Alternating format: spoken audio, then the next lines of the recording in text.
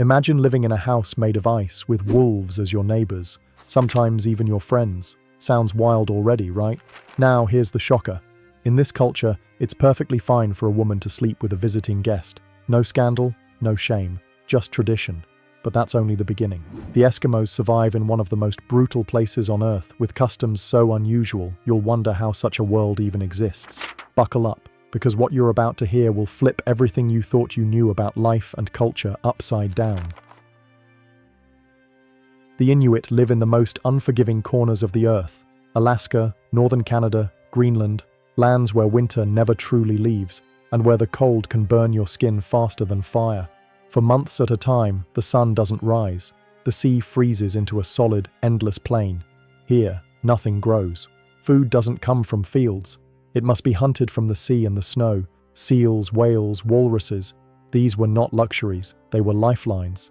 Every part of an animal was used: the meat for food, the fat for oil, the bones for tools, the skins for clothing. Without this resourcefulness, a family wouldn't last a single winter. Life here forged people who were tough, practical, and utterly dependent on one another. And in a place where survival often meant the difference between sharing or dying, even intimacy became something shared. To the Inuit, welcoming a guest was more than just a polite gesture. It was a sacred duty. In the past, when a traveler arrived, he was not just given shelter and food. He was given total acceptance into the household, sometimes even offered the most personal connection the family could give: the company of the wife. Among some Inuit groups, historically misnamed Eskimos, there existed a misunderstood and often sensationalized tradition known as wife-sharing, which was far from casual or promiscuous and was deeply rooted in the harsh realities of Arctic survival. In an environment where temperatures could drop to -50 degrees Celsius, resources were scarce, and cooperation meant life or death. Welcoming a visiting hunter or traveler with food, shelter, and sometimes the temporary company of one's wife was seen as the highest form of hospitality, trust, and alliance building. In certain regions, this was part of formal friendship pacts that strengthened bonds between families, offered survival insurance in case of a hunter's death, and occasionally helped maintain genetic diversity in small, isolated populations.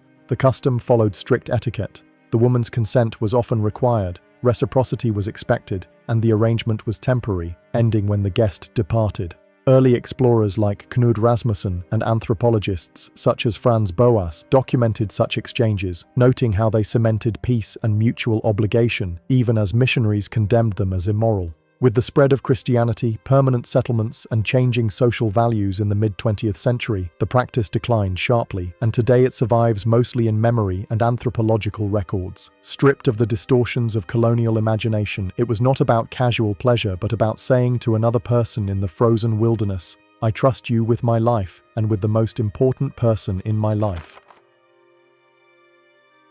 Women were not silent in these traditions. Inuit women were respected for their strength and skill. Without them, no family could survive. They built and maintained igloos, stitched clothing that could keep out the killing cold, cooked meals from whatever the hunt provided, and preserved food for the endless winters. They were healers, teachers, and keepers of the stories. They taught the young how to fish, how to read the ice, how to respect the animals they hunted. Their work was as essential as any hunter's spear. When a wife was offered to a guest, it was not always a blind command from the husband. Some women accepted it as part of their role in keeping peace and friendship alive between families. Others refused if they felt unsafe or unwilling. The decision, in many cases, was shared. The arrival of a guest was an event. After the evening meal, often rich seal meat dripping with hot fat, the conversation would turn to the guest's journey, the dangers faced, the hunts missed or won. Then, when the fire was low and the night pressed in, the host might make his offer. It was rarely crude. Sometimes it was said outright. Other times it was understood without words, a quiet nod or a simple invitation for the guest and wife to share a sleeping space. The igloo was small, privacy was limited, but in that confined space, bonds were made that could last a lifetime. And in the morning, life continued as normal. There was no shame, no gossip, only the quiet satisfaction that hospitality had been honored in its fullest form. With the arrival of missionaries, traders, and modern laws, this tradition faded. Outside religions labeled it sinful. Western morality called it indecent. Modern housing, technology, and the blending of cultures slowly erased the old customs. In traditional Inuit society, intimacy and relationships were shaped less by romantic ideals and more by the brutal demands of survival in the Arctic.